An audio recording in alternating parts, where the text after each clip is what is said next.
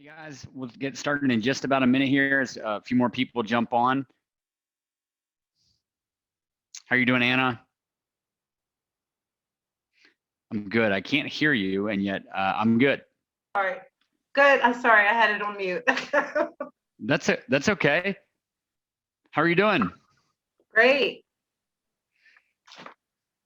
Good. Good. Good. You ready to talk about money today? I am. Good. Good. We're going to be talking about finances and money today.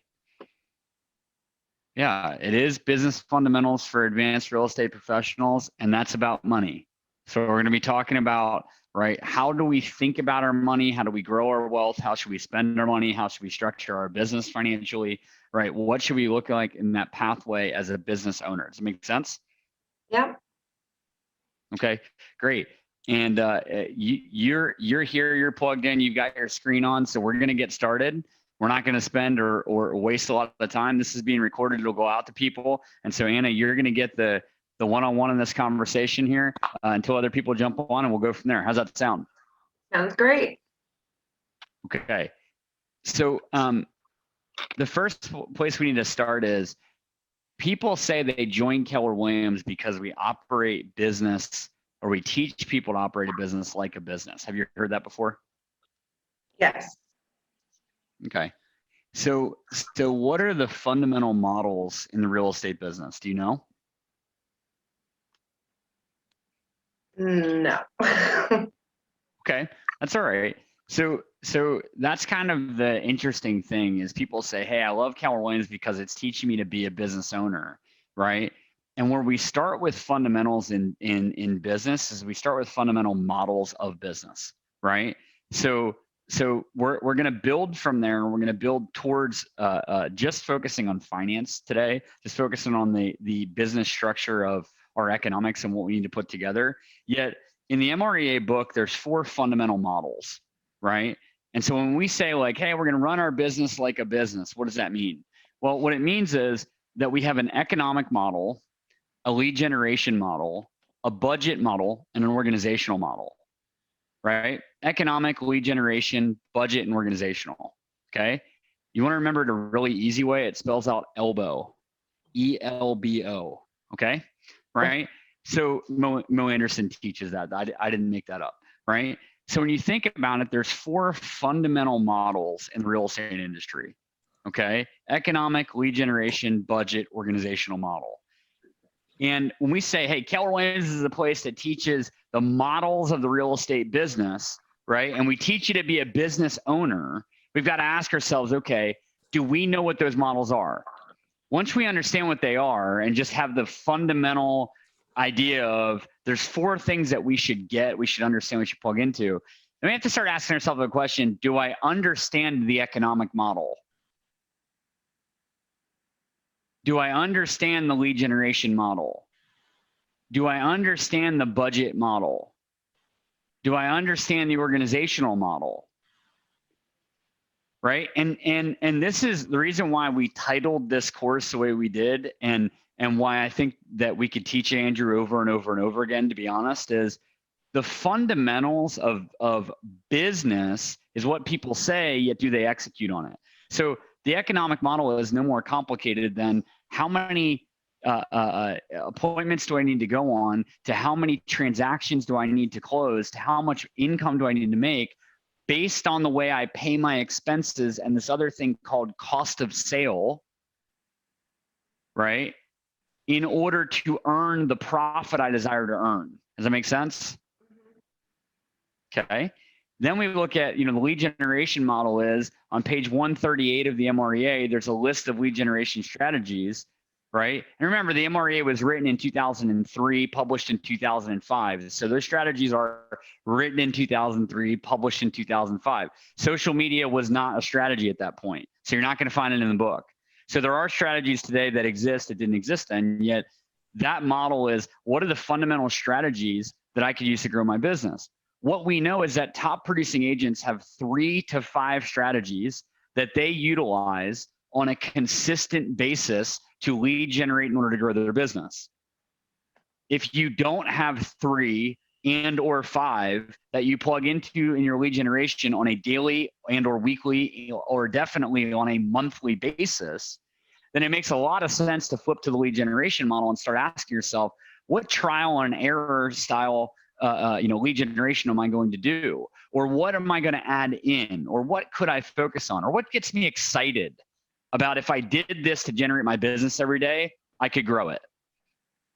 The budget model is actually literally a chart of what exactly do I pay for in my business and what percentage of my gross commission income is comprised by that category, right? So like education, well, what percentage of my GCI is derived from education?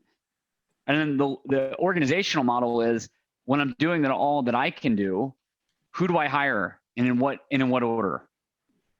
In order to get to what level? Does that make sense? Okay, that's a 30,000 foot view. There's a 365 page book.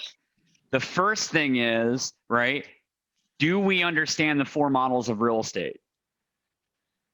Differently put, do we understand the business that we're in?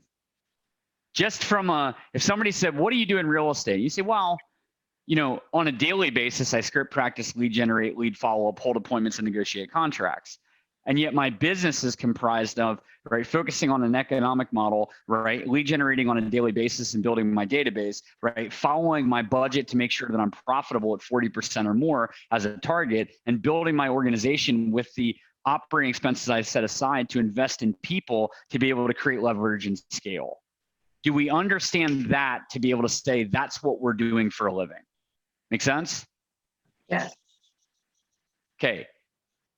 With love and respect, 95% of agents would never tell me that.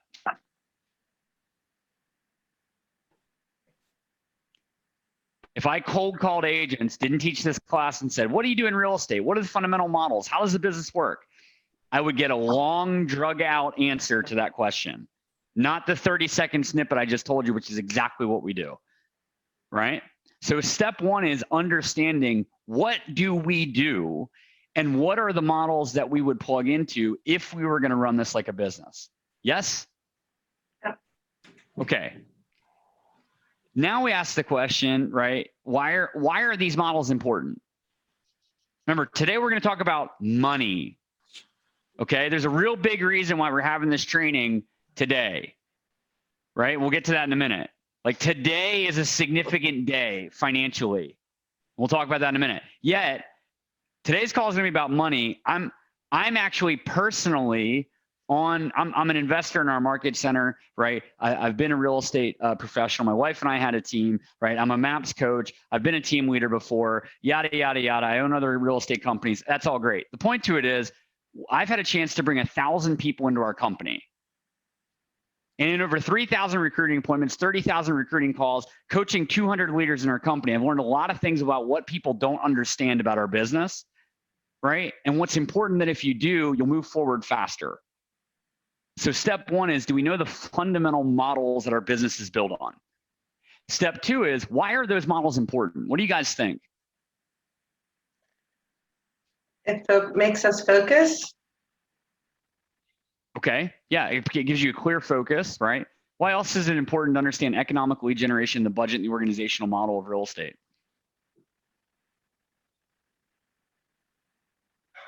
Anybody else that wants to jump in? Andrew, Justin. Matt, can you repeat that question? I'm sorry. Why is it important that we follow models? Because they're proven models. Everything's laid out right in front of us. There's no need to go recreate something that's right in front of us and proven. And it can be duplicated if you have a team. That's exactly right, Justin, right? You guys are all nailing it, right? Here's what I would say. It's what allows you to go from entrepreneurial to purposeful. Models allow you to go from, that's what you just said, Justin, right? It allows you to go from something that you're making up on your own to following something that's repeatable, right? Based on studying best practices and success. So why it's important to understand models, right? Is people have lived before us. They've operated large teams before us. They've operated real estate before us. And there is a model and a system to successful practice in this business. Now, is it going to be the sexiest thing, right? To be able to build a really big business, an exciting business? No. Success is often boring, and nobody tells you that, right? It is a series of tasks that are repeated consistently over a long period of time to generate a consistent and profitable result. That's not sexy. That's the reason why most people fail. Because they're attracted to something based on economic opportunity, and they get into it and realize, oh, I came to real estate for freedom. And what I realized is my freedom in real estate will come from discipline. That's the truth. Like anything else. That's how life works. You want to get into shape, right? You're going to work out every day, right? You're going to eat healthy every day. If you want to build a big business, you're going to do disciplined daily activities and understand the models of building a big business. Now, the question we ask ourselves is, where do I start? And the cool thing is you can start anywhere, right? Starting with the MREA book, starting with this book is the place. If you haven't read the book, it's okay, right? It's fine, right? Just start reading it today. If you haven't read this, this is where you start, okay? If you have started reading this, there's actually somewhere else that I think is an interesting starting point from where you are now. And that interesting starting point from where you are now is in another of Gary's books, which is called the MREI, right? This is the blue book, Millionaire Real Estate Investor, okay? And what's interesting is on page 129, what Gary talks about is he talks about the path of money. Well, let's talk for a second about why we would start with money, right? And let's just kind of clear some things up. Does anybody on this call burn money for heat? No. No, okay. Anybody on this call a nonprofit organization? No. No. Okay. Does anybody on this call trade anything other than money for the things that you need in your life? No. No. Okay. Okay, so here's what's funny. People get into business and they go, for me, it's not about the money. And I go, okay, do you burn money for heat? And they answer the way you did. I say, okay, are you a nonprofit? And they go, no. And I go, okay, then it's about the money. And that's okay. And that's okay. I can tell you what's not okay, lying to yourself that it's not about the money. Because you'll never make it. Because you'll also never decide to understand it. Does this make sense?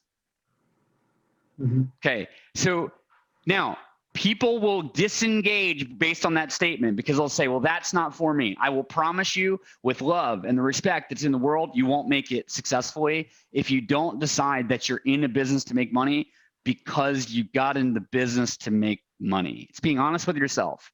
We have to understand that money flows, right? And if we understand how finances work fundamentally and how money works and flows, all we're doing is saying real estate is my chosen vehicle for earning it. Then we can take the models of the real estate industry and say, now we understand how money flows fundamentally, and I understand the fundamental models of the business I've chosen to earn it. I can design my action plan based on the tools that we have as a company and the leaders that you're in business with to be able to go get what I desire. Does that make sense? The path to money on page 129 of the MREI book goes through, right? There's two types of capital, human capital or capital assets. Human capital is you work for money. Capital assets are money works for you. Mm. Either of those things lead into cash flow, right? So either you work for money, it creates cash flow, or money works for you, meaning investments, creates cash flow. With that cash flow, you have four choices. You have four choices of what you can do with your money. You can spend it, donate it, hold it, or invest it. Now, really smart people might make all four of those choices every time they're paid. We're going to talk about that today, okay? When you invest, if you choose that choice, there's two basic investment choices. You can own the investment or you can lend out the money. And then there's two basic positions in those choices, passive or active. Those investments generate financial returns, which go all the way back up to being capital assets, which start the flow of money again. Does this make sense? Mm-hmm. Here's what's funny. A lot of people say, I'm going to start my career in wealth building. Why is that not the right first idea? It's the good concept, right? It's not the right first idea. Why is that? No. What do you think?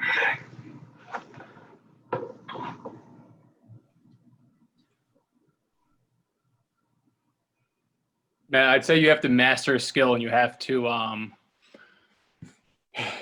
utilize your human capital to generate income in order to start building actual wealth and branches. That's well said, Andrew. Yeah, you said that really poetically, right? Let me make it real simple, right? I love the way you said it, and you're right. The simple version of that is you can't think about wealth building until you got money to invest. So Right. The reason why it's not the right first step of thinking is you've got to cover, most people work through this process, survive and then thrive. Mm-hmm. If you have money to invest, right, wealth building makes sense. Understanding that you will is helpful. Yet we've got to get your business to a place where you have excess capital. Does that make sense? Mm-hmm. We can't even start talking about any form of investing until we've gotten your business to a place where you have excess capital. That's why this is called business fundamentals for advanced real estate professionals. The fundamental is we have to get your business to a place where you have excess capital so we can start talking about wealth building. Until we build a model to do that sustainably, we can't talk about wealth building. Okay? So what have we covered so far? The 4 basic models of the millionaire real estate agent, right? Guys, the millionaire real estate agent. The book's not called An Average Agent That Did Okay. The 4 basic models of the millionaire real estate agent are economic, lead generation, budget, and organizational. So step 1 is, do we understand that there's models and systems for success that are repeatable and sustainable, that they allow us to go from entrepreneurial to purposeful? Where do I start? We start by reading the MREA. If we're going to start from there, we should say, do I understand how money flows? I am now calling myself a business owner. I've got the fundamental concepts of what models exist in my business. Now, do I understand how money can flow? That's the path to money in the MREI. Now we're at this big point, right? Let's imagine you've gotten started in your business. You've been in business for a little bit. I just have a couple questions for you to consider, because we've now reached, what financial decisions do I make? Okay, so let's talk through them. And we're going to start by giving you some kind of examples. What day is Monday? Tax day. Oh, tax day. Why are we having a conversation about money on the Friday before tax day? Because we have to know how much we make when we do our taxes. Okay, Most interesting. relevant How thing much we make. Yeah. How about how much we owe? Yeah. Okay. Have you ever heard a real estate professional say, tax day? I don't pay taxes. You ever heard that? No. I have. Have you ever heard a real estate professional say, remember, I've sat across from a lot of them. Okay. You ever heard a real estate professional say, I always file for an extension? I always file an extension. That's just, we don't pay tax on time. We file an extension. You ever heard somebody say that? Yeah, I've heard someone. Oh yeah. I've heard lots of people, Justin, just like you. Okay. Just because people say these things doesn't mean that they're financially sound or that you should follow them. Mm-hmm. Is everybody on this call prepared to pay 100% of your taxes on time? No. Okay. Thank you for your honesty, Anna. Really, thank you for your vulnerability and honesty. I'm on a payment plan with the IRS. Okay. Yeah. So what you just said is true for almost 90% of our industry. And Anna, I want you to hear this correctly for me, right? You're not in a bad place today. However, right, ignorance is the access to knowledge and the lack of action. And we would never want to call ourselves ignorant. So you may not have known until today. After today, right, we no longer have the excuse to pay over a period of time. Because I'm going to make sure we know exactly what to do so we never get in that position again. Make sense? And for anybody else going, I'm not in that position, good. Because I wasn't in that position for a really long time, and then I was. And then I wasn't again. Because I earned more than I ever thought I was going to, and I didn't put enough aside. So why are we talking about this? Because many agents in the industry live off 100% of their commission checks. So what percentage of your commission check is yours? 65%, 70%. Okay, that's an answer. What other answers are out there? Good question.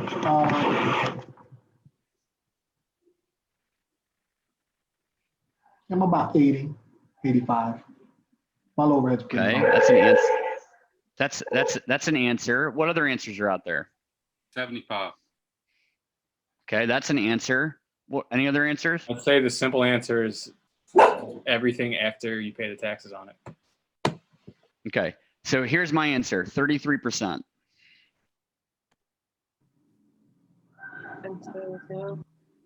Let me ask it to you a different way, right? How many of you have 3 bank accounts? One for your operating expenses and investment in your business, one for your taxes, and one that's personal. Well, not the taxes, but I have 3, yeah. Okay, yeah, gotta have a tax account. Gotta have a tax account, right? That's something to do today. Just add one that's taxes. Every check you get, I can tell you how to never get in trouble again with the IRS. You ready?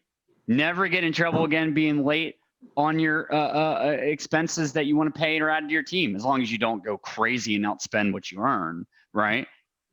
Real simple. 3 bank accounts, every check gets broken into third. 1/3 operating, 1/3 taxes, 1/3 personal.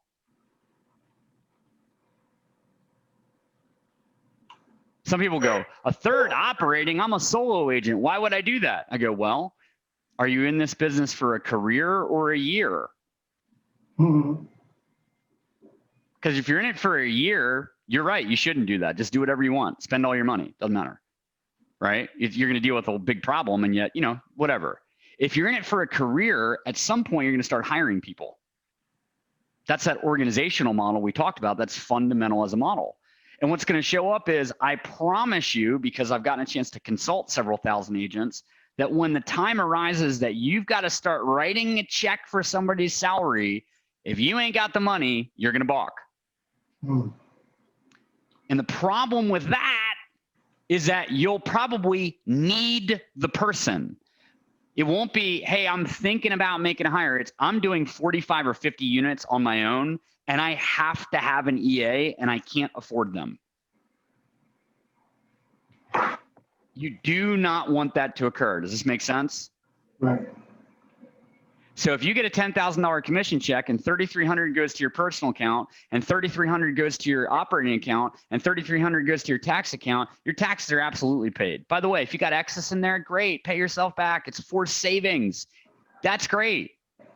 Your operating account's going to sit there for a while. Well, you're going to pay expenses. You're going to pay your board of realtor dues. You're going to pay your MLS dues. You're going to pay your car payment. You're going to pay, right? These are all operating expenses. You're going to pay your insurance. You're going to pay your E&O. You're going to pay, right? All of these things. You're going to pay any education or investments out of it. And it won't be a third, not yet. Yet when you start paying a salary and additional expenses, it may get there. This makes sense? Mm-hmm. What are you thinking right now when you say, if I were going to live off of 33% of every check, what are you thinking about how many more deals you'd have to do? More. Okay, Guys, there's 4 fundamental models. Economic and budget cover what I'm saying. I'm just saying it in a simpler way. When you understand what your tax and your expenses are, you will automatically look at that and say, I need to do more deals because I'm either overspending and not allocating enough to tax and investing back in my business.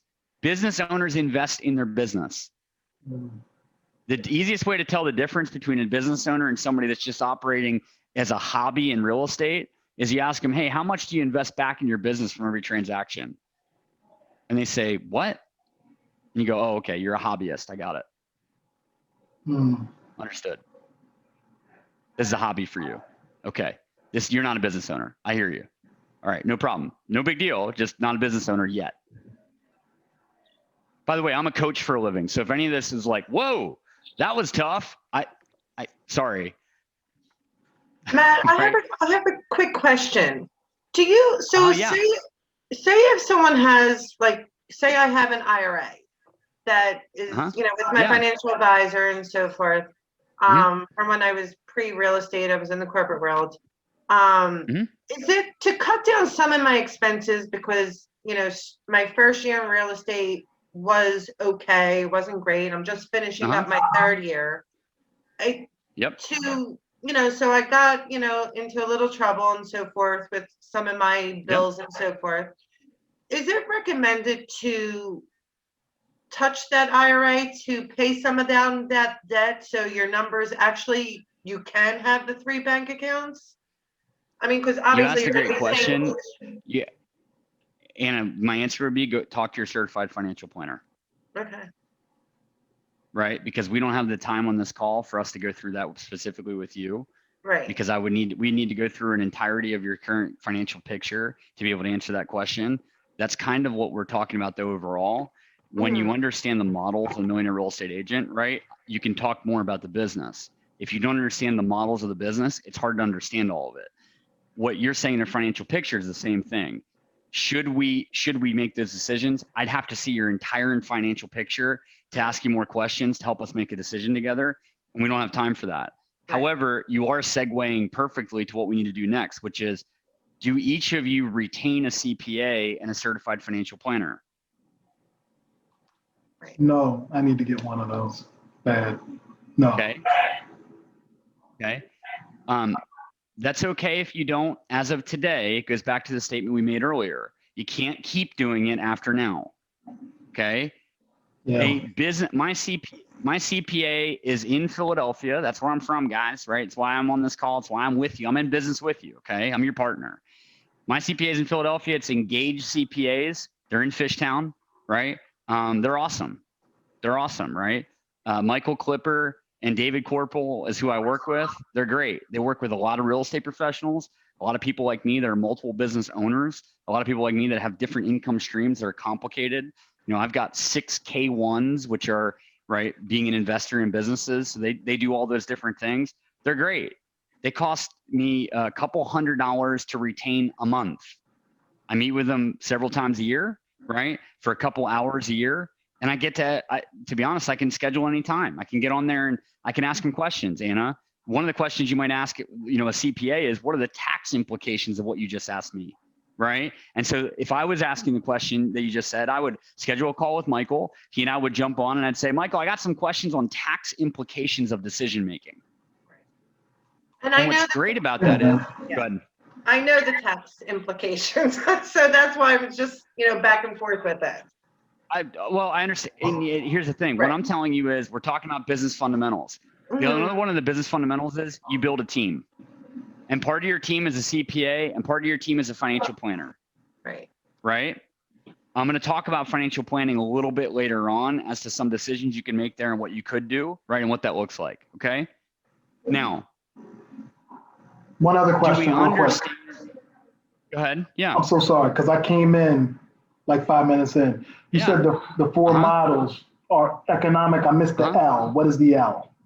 Yeah, lead generation. That's okay, Justin.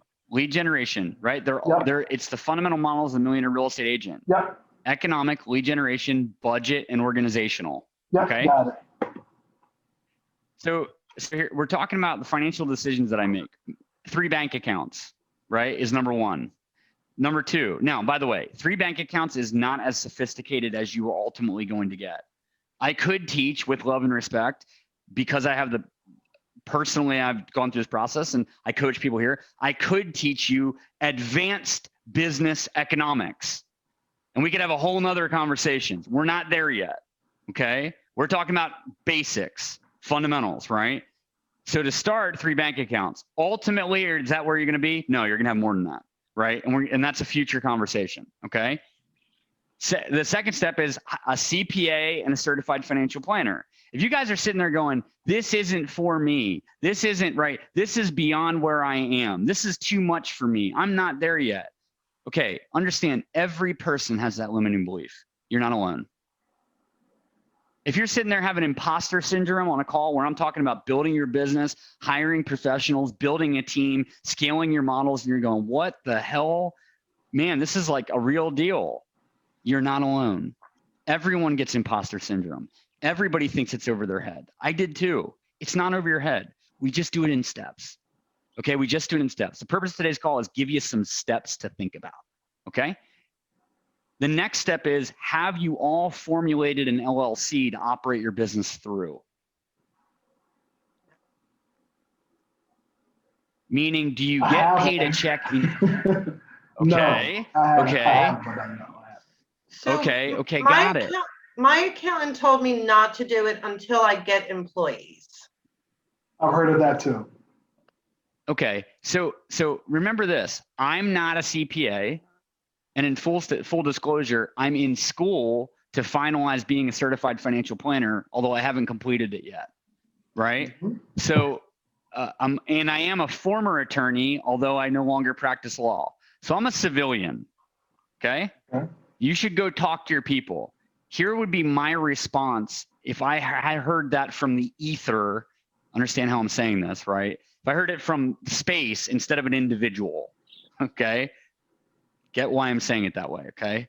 So if I just heard that comment on the street and I went, wow, what do I think about that? I would probably say that's interesting because when you are running business through your own name, you are open to full liability of any lawsuit in the business, and you haven't protected yourself based on the business liability between your personal liability. Meaning the unfortunate nature of that is if you make a mistake or something happens, like you're driving a client in a car to a showing and you crash and the client is hurt, injured, or killed, you are personally liable for those damages versus is your business liable for those damages. Now, it doesn't mean you're going to be 100% protected if you make something that catastrophic as a mistake or God forbid that accident happens, yet your business execution, are you liable in your business based on personally? Like you make a mistake, you have errors and omissions insurance. Understand that errors and omissions does not cover every event. So if it's outside of the scope of errors and omissions, that then goes to you personally versus it being my business.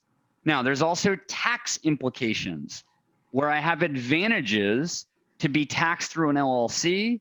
I can do things like set up self-funded IRAs or self-funded 401ks where I can create savings accounts or future investment accounts for myself, which I'm going to give you a brief idea of in a moment, okay? And you're going to talk to a financial advisor about these things, not me, right? Yet I have the ability to have financial gains, I have tax advantages, and I also have liability advantages. So if I just heard that on the street, that's where my brain would go. Okay? So just things to consider around that. Now, if we're not operating our business through an LLC, maybe you talk to our broker in the office, you talk to some of our leaders, you talk to some of these professionals, you have a conversation. And remember, like with a doctor or anything, guys, you don't have to trust me. And if you hear something and it's in disagreement, just get a second opinion. Like if you go to the doctor and the doctor says, you've got a terminal illness, and you're like, I don't think so, or this is a big deal, you're going to get a second opinion. If I'm saying to you, there could be advantages to something, somebody's saying, don't do it, right? One of us might be right or wrong. I don't know. ask a third person, right? Or do some research on it would be what I would say. Okay, let's keep going. Fundamental financial decisions. Part of this is also, have I set my personal 5-year, 3-year, and 1-year economic goals? Meaning, have I designed my life? Guys, you're in real estate because it has unlimited earning potential, which means that you have unlimited living potential. The mistake that many people make is they design their business and then live their life within the confines of the business they've designed. Oh my gosh, don't do that. Design your life and then determine the business that you're going to do to live that lifestyle. Mm. If you hear me say nothing else, just hear that. You design your life and then build your business to achieve your lifestyle. Mm. Okay? Now, when you design your life and set your goals, you better think really big. And I'm going to give you lots of resources today, right? Gary Keller says in every resource, one resource, if you're struggling to think big, is a book called The Magic of Thinking Big by David Schwartz. Okay? The Magic of Thinking Big. It's written in 1959. It sold 6 million copies. I don't know. Pretty good, right? Guys, no book sells 6 million copies. Okay? So that being said, right, it's a quick audible if you want to listen to it and you read it. It's going to help you think bigger about it. Set really big goals and then quantify your life. What does it cost me to live personally? What does it cost me to run my business? 1 + 2 plus my lifestyle and my dreams and any debt I need to pay off and investments I'm going to make. Okay. Now I got to come up with what that number is, and knowing the economic model, I'm now going to determine how many deals do I need to do to fund that lifestyle. Make sense? Mm-hmm. Okay. So let's look at one other thing. Let's imagine, right?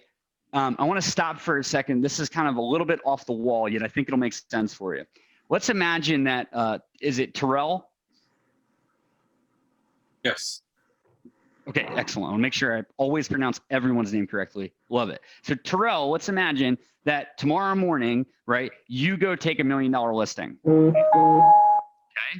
right? And you take this $1 million listing, right? And it's today's market, right? Maybe it's maybe it's in Graduate Hospital, maybe it's in, I used to live in Fishtown, maybe it's there, maybe it's in Northern Liberties, maybe, right, whatever. Okay, you list this property, it's awesome. You get 55 offers on it, you sell it for 1.2 million in today's market, right? You're sitting on a $36,000 commission. Nice. I love it. Yeah. Great job, Terrell. Okay. Now we go, right, we think to ourselves, well, I'm going to go a third, right? 12, 12, and 12.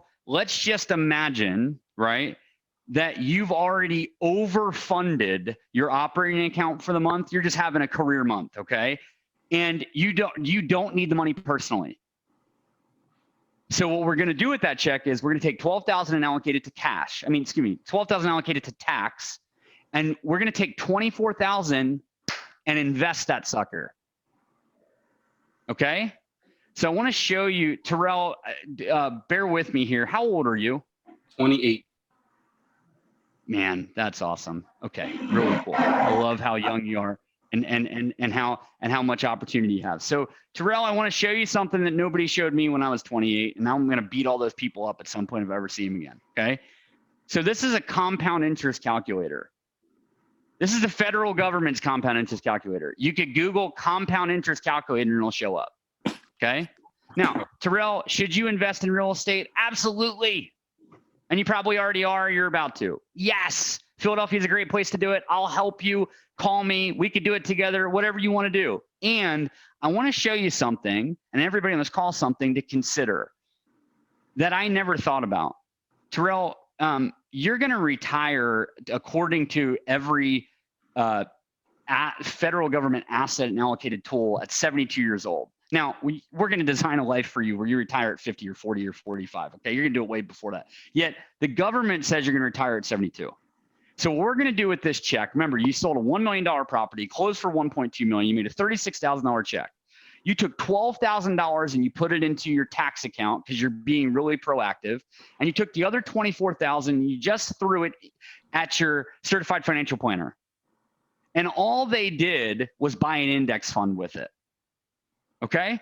24,000. You didn't add anything else to it, right? We're going to leave that check in there for a really long time. So 72 minus 28, the last time I checked is 44, right? Right. And by the way, if you talk to a financial planner, they're going to tell you estimated interest is 7% annually, right? For the last 40 years in the United States, the interest rate and growth on a stock account and index fund was 11.9%. That's what the market averaged. Okay, we're going to use 7% though. Okay, you got it? 24,000, throw it in an account. You don't need it anyway. We're not going to add anything else. From the time you're 28 to 72, we're just going to let it sit there, let it ride at 7%. It's worth $471,000.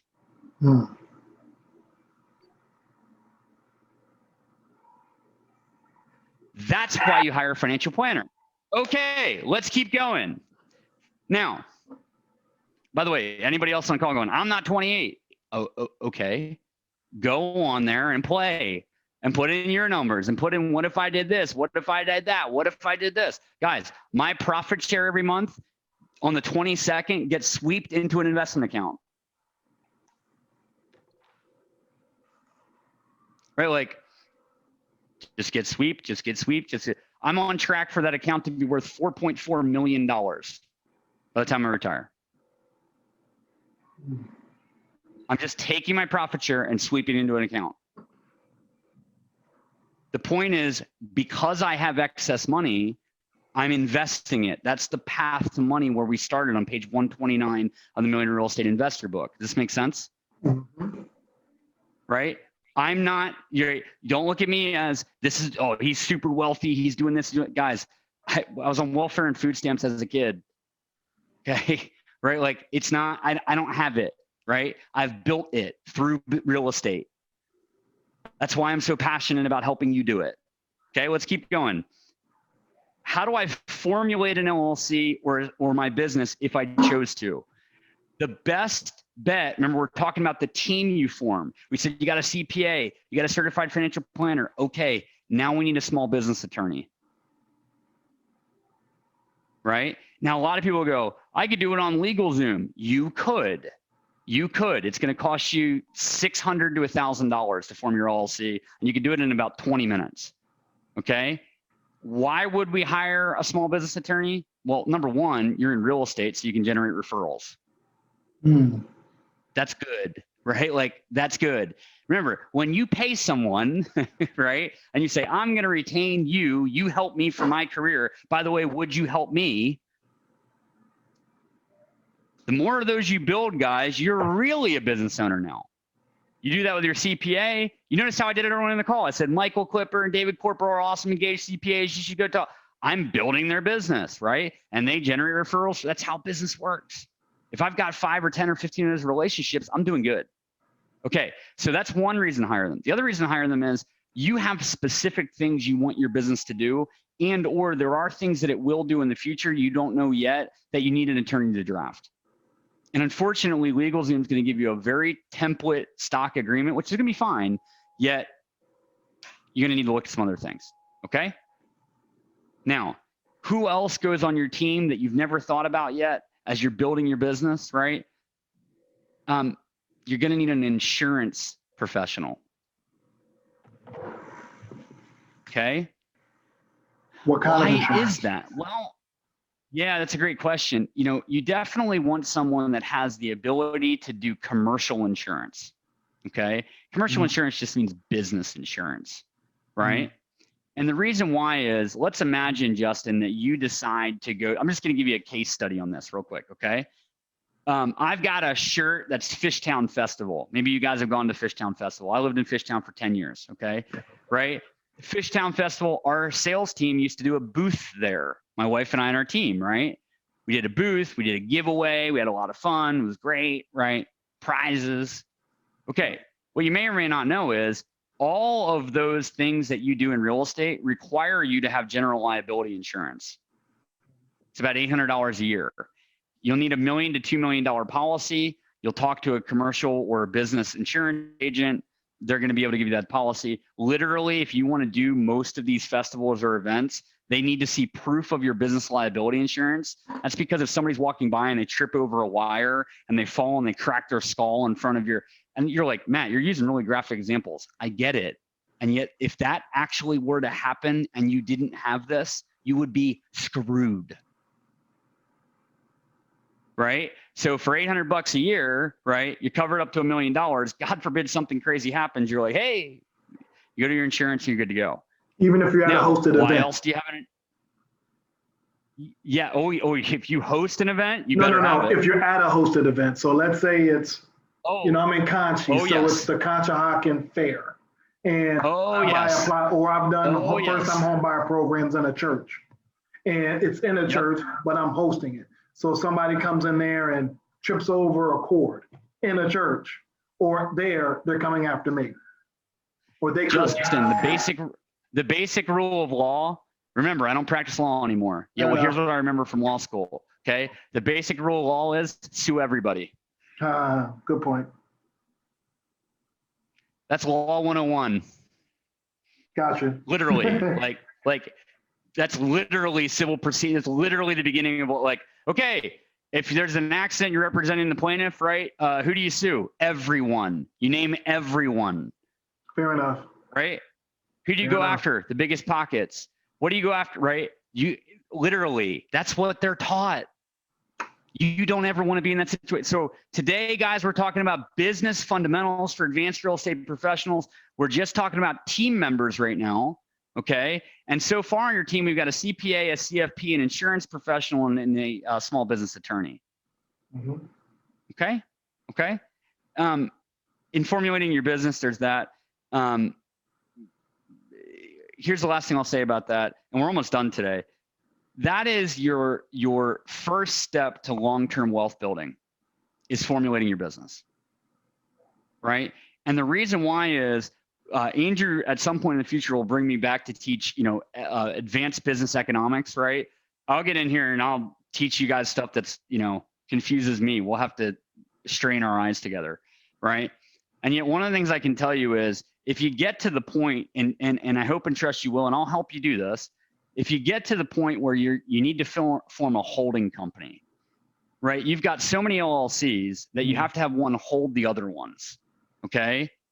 This is what billionaires do. This is what the most successful people do, okay? They have a holding company that holds the rest of their businesses. It creates a structure where they're more protected personally. Nothing that they held is in there. Again, part of that, we would also talk about an irrevocable living trust and how you fund that. Forget about all that. It's a lot right now. The point to it is, right, that if you got to the point of having a holding company, well, where do you start? You start with one of your businesses, right, is an LLC. That's how you get paid. Everything flows through that, right, for accounting purposes and advantages we talked about earlier, right? And then you have another one and another one and another one, and eventually they get stacked, right, to be a holding company, and it allows you to be able to create more wealth for it and pay out salaries and pay yourself investments and do these different things and take advantage of all the things. You guys probably hear people say, like, rich people or successful people, do things that we don't do, or they have access to things that we don't have. No, that's not true at all in that regard. What it is that they understand things about money that you don't understand.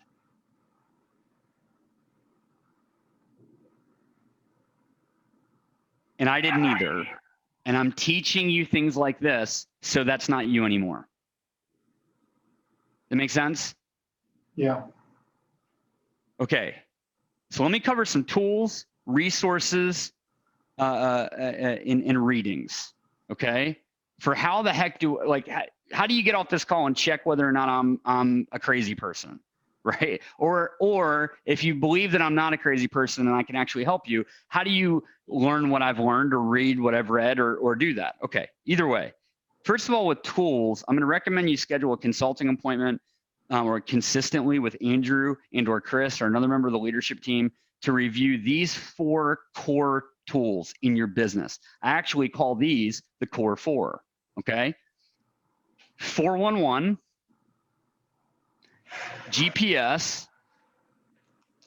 organizational chart, growth plan. 411, GPS, organizational chart, growth plan. Make sense? Mm-hmm. Okay, here's what they are. So you think to yourself, what the heck are those, Matt? Your 411 is, why am I doing what I'm doing? Okay, that's what it's going to do for you. Your GPS is, what is my business plan? Your organizational chart is, who is doing that with me? Who's doing all of this with me? Okay. And your growth plan is, what are the skills I'm intentionally developing to achieve what I desire? Does this make sense? Mm-hmm. So why, what, who, how? Now, I'm going to add a bonus tool for those of you that have some of these in place or really want to kind of do the extra credit work, which is a net worth tracker. A net worth tracker. What are my assets? What are my liabilities? What's my net worth? That's when you're really doing it. Okay, I'm going to attack finance. Okay, I'm going to be a business professional. Okay, I'm going to play in the big leagues. Okay, net worth tracker. By the way, I'm making it sound like a big deal. It's super simple. And yet these are the things that people won't tell you. And you hear people say like, oh, their net worth is this. We Google right now, what's this person's net worth? It's really simple. And what then happens is you start understanding not just the path of money, you start understanding the decisions that you make financially and how they impact your worth financially. Not your worth as a human, that's not connected, right? You're all worth a gajillion dollars and we couldn't even spend enough to recreate you. It's not that, it's what is your financial worth? Make sense? Okay. Resources. These are kind of the resources of, or Keller Williams resources we could put these under, okay? So the Millionaire Real Estate Agent, MREA, right? The Millionaire Real Estate Investor, MREI. The One Thing book, the Shift book. Hey, we have a coaching company in our organization, MAPS Coaching, right? We're with guys, I coach for a living. This is, if you were a coaching client, we'd be doing this at a deeper level, personalized to you, right? MAPS Models course. So all of the updated versions of every model we reviewed, right? We teach that there. Business Planning Clinic, Bold, Career Visioning. I'm just giving you some of the resources of, here's where you should go to training. Here's, and you don't have to, right? It's just, we are the #1 training company in the world, not because it's a sales pitch or because you're paying for that stuff, because literally that stuff's going to help unlock your thinking in your business. Okay. Finally, financial resources. So like the financial reading that you could do. It's going to give you some suggestions. Rich Dad, Poor Dad by Robert Kiyosaki. Okay. There's a great book called Happy Money by Ken Honda. It's one of my favorites, right? These are all on Audible, I promise you, because I listen to a lot of books, right? There's a book called The Psychology of Money by Morgan Housel. Great book. A great book called The Simple Path to Wealth by J.L. Collins. Great book. You guys know this one, Think and Grow Rich by Napoleon Hill. Great book. And finally, this last one's probably one of the reasons why, it's definitely the reason why I'm studying to be a certified financial planner personally. It's definitely the reason why I have, a trust and estate set up personally. It's definitely the reason why I have a financial plan for my future, why I track my net worth, all those other things.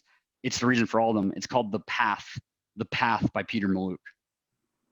The Path by Peter Mallouk. That book covers 17 financial areas of your life, right, that you could have in place to be fully financially independent and sustainable even after your death. And I'm just going to tell you, when I read it the first time, I went, whoa, I have like 2 of these in place. So it was a big wake-up call, right? And I started realizing I've got different financial decisions I could be making if I want to be able to earn more and leave more to future generations. Does that make sense? Mm-hmm. All right, questions, concerns, comments, excitements, feedback. Talk to me. I know you talked about the 4. I mean, I think you talked about a lot of different things. I don't know if you focused on one in particular? It sounds like you were talking about, I didn't hear you talk about lead gen a lot. Heard you talk about more of the organization and the budgeting and the economic a lot. Is there a reason for that? Yeah, the reason why is the vast majority of our training that we're going to do, Justin, that you're going to plug into is going to be lead generation focused, right? The vast minority of our training is financially focused. Okay, good. So when you hear from me, when I do trainings, I'm going to be bringing you a financial kind of slant or angle to the conversation. My intention is to bring you more money and wealth building focus to the rest of what you're doing, because my assumption is that what else you're getting in training, right? Because I'm a Keller Williams guy too, right? Whether it's Bold, whether it's Ignite, where else you're plugged in, you're getting mostly lead generation in those dialogues. It makes sense? Yeah. Okay. So and your focus would be, well, you said you're going to be lead gen. Okay. But it sounds like when you start this process, you want to get the foundation of the organization and the budget in mind. Is that fair to say? Yeah, you want to, lead generation is always the vehicle of how you're going to get there. And Justin, I coach the lead generation every day, right? I just took the approach today of, you're probably not thinking about money the way you could or should be, right? And I agree with what you just said, which is, if you think about the long-term future of who your team is and what you want to build, and you think about the long-term future of your financial goals, having that clarity and starting to take some of the steps on that path, what then shows up is you go, okay, most people go, I need a bigger business than I thought, right? I need to do more deals than I thought. And then what happens is your lead gen gets adjusted, right? Increased activity and different types of lead generation get added in. Does that make sense? Mm-hmm. Okay. Other questions or comments? Hey Matthew, I've been listening the whole time. All those books that you listed off, I'm an avid reader, so I read about a book a week. Do you have a list of that? I didn't catch all of it when you were going through it, but I would love to make some purchases today. Ian, I have them for you. Okay, yeah, I was gonna say I'll send Andrew a text message or just to confirm for you, Andrew, so that you can get it out to everybody. Sounds okay. Good. Yep. Any other questions or anything particular that we went through that you want to dig deeper on? No, for me, it seems like, you're really talking about a foundation to do everything, and I thought that just resonated with me. I just came over to Keller not a month ago from Coldwell. So, okay. Yeah, I mean, lets me know what I haven't, you let me know what I don't have, which I kind of already knew. And you just kind of crystallize it a lot more, that leads me to believe that, yeah, I need to get really real firm footing, very firm footing. So thank you. Yeah. Oh, you're welcome. And you know what, Justin, it comes from the experience I have of meeting with so many agents, transitioning into our company, right? Mm-hmm. And working with so many leaders, and then saying like, okay, with respect, there is a difference. And that's why you made the decision to join us, right? You made a decision probably for a lot of reasons, financial and family and environment and goals and opportunity and everything that's important to you. Yet what you may not be aware of is what you may have become more aware of today, which is most of what I covered, I've learned in Keller Williams over the last 8 years, right? And so that's the opportunity to say, whoa, wait a second. Like, this is all available as a dialogue inside of our company. And I've been with another company for years and I didn't have this dialogue, right? And again, it's true for a lot of people that join us, right? And that's the reason why I always tell people, I say, listen, whatever you do, just don't leave. Because and I mean that from the sense of what you want from 167,000 people open in 55 countries with more than 10,000 multimillionaires in our company, it's here somewhere, right? You've got to be connected with the right people. And hopefully I can be one of those people, just like the rest of our leadership team, to make sure that we connect you with the value necessary for you to get what you need and what you want. Okay? Mm-hmm. Terrell, Matthew, Anna, anybody else? Anything else? Oh, Matthew, Ian, go ahead. Yeah, I got another question. So you're talking about the importance of a financial advisor. You're talking about the importance of an insurance broker, making sure that they have that commercial insurance. In building that base, how do you view lender relationships? Because there are so many out there. Oh yeah. So here's the thing to think about. I mean, it's going to be so crucial, right, to have a lender relationship. You think about your two primary you have three really very well structured relationship, yet you have two primary relationships, which are mortgage and title, right? When you think about being an agent in Pennsylvania, right, or New Jersey, your primary relationships are mortgage and title. Most states it's like that, yet we're not going to get into the differences in states. So where you are, it's that. So here's 4 things to think about when you build an allied resource relationship, okay? Right, and by the way, remember there's a model in the MREA for allied resources, right, of how you build this. So there's a referral model in the Millionaire Real Estate Agent for allied resources. Yet the 4 things you think about are growth, productivity, profitability, and culture. And this is what it means. Growth is as you grow your business through people, they are bringing you candidates for your organization. Profitability, right, is they are referring you direct business from their database, right? The lender, the title company, the insurance representative, they all are human beings. They know people buying, selling, investing. Are they referring you, right? Productivity is they're teaching you how their business works in a way that you'll make more money, right? Not like selling you a product. Oh, we got this 203K loan, or oh, we got this, home improvement loan, or oh, we got, vacation loans are great. That's selling a product. It's what do I need to understand about this product to inform my clients so I can do more business, right? And culture is you hold an event, they're there, right? If there's a problem, they show up. Those are your 4 fundamental expectations for an allied resource: growth, profitability, productivity, and culture. Somebody that says yes to that high standard is absolutely your partner. Okay? Terrell, anything you want to add or any questions that you have? Yeah, so you said when building your team, I think I may have missed like the last one or the last 2. You said like a CPA, a small business attorney, and what was the other one? An insurance agent or an insurance broker, right? Okay. And a certified financial planner.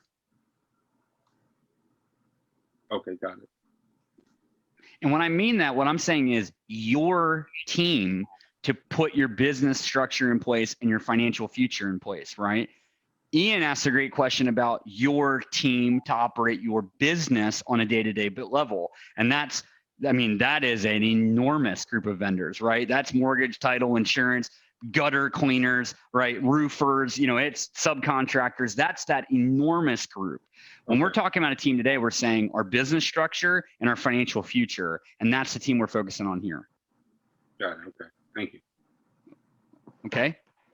Matt, I wish I had one single thing that I could say I got from today, but really the whole conversation was incredible.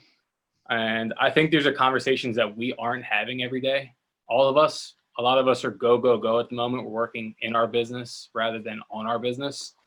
And it's like sometimes we have to take a step back and look at the bigger picture. The one thing that I wrote on my whiteboard was, design my life and then build my business accordingly.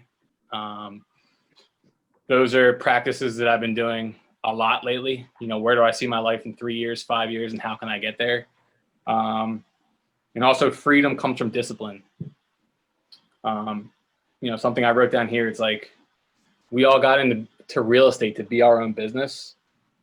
And a lot of people think that means freedom that comes along with it. But really, it's the responsibility that comes along with it. And if we master that responsibility, the freedom will follow. So, I can't thank you enough. I have 3 pages of notes here, a list of books, and couldn't ask for a better way to go into a weekend. Well, listen, guys, I appreciate your time. Here's how I'll end this conversation. You can be rich and you should be. And the reason why you should be is because the impact that you desire to make in this life, you won't make without the most saleable, scalable, transferable resource that we have, and it's money. Now, if you think about money as the root of all evil or you have negative connotation to it, that's hard to accept.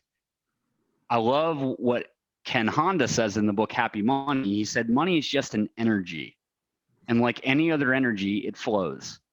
Your responsibility to build wealth is to get in the way of that flow and understand the patterns of the flow.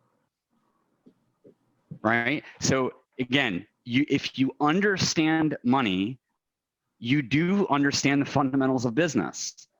And if you have that in place, right, and then you determine how to get in the way of it, right, you should always be in the intersection between where money changes hands. This is also what a lot of people say, right? It's just ways of thinking about, okay, that's my success in business. The more wealthy I get, the bigger impact and footprint I can make on this earth. The more that I can give to other people, the bigger contribution that I can make. If you want to give away $1 million, you got to make it first. Right? So again, if you want to be that philanthropist, if you want to help more people, which I'm sure you desire to do, we all do, right? Understanding money, understanding business, and becoming wealthy are important steps to be able to make a massive impact. So hopefully this helped with the foundation of taking some of those steps to get there, right? And if I can help you guys, let me know. Andrew, we'll schedule something in the next couple of weeks. Again, we'll recover more of this conversation, right, around what are the steps that we can take to be able to grow our businesses and understand the fundamentals and foundations of finance so that we can be as successful as we can be. Okay? Awesome. Thank you. Matt, thank you for your time. This was amazing. Thank you. Thanks so much, guys. Appreciate you. We'll talk to you soon. Okay. Bye. See you.